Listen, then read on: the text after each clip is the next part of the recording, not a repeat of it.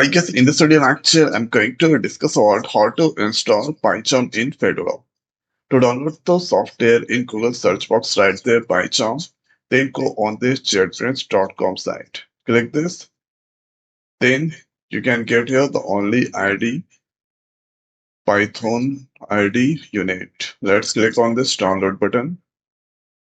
There you can get this, and here if I click download, this come there. Let's use or tall JJ file, and here this is now PyCharm 2026 2.1 is currently downloading.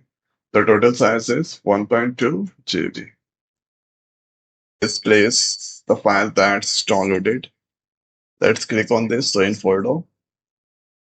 Right click, then let's click on this extract file.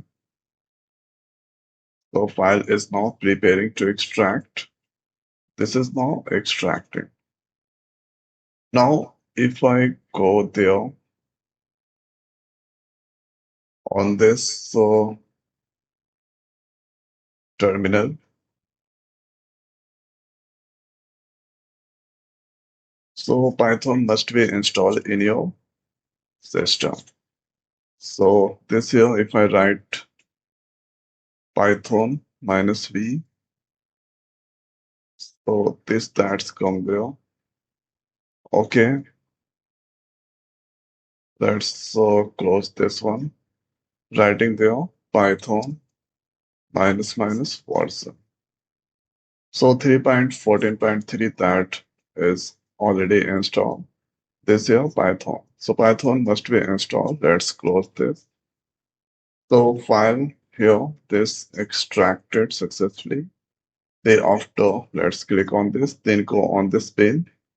Simply, you need to click on this icon, PyCharm, and wait for few second taps. So this stats come there.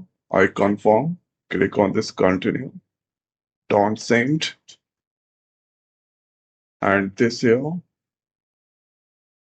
Python is here. You can get this option.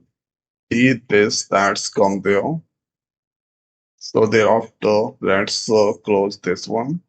Here you can choose this new script, new notebook, this. Here you can create a new project. Let's click on this new project.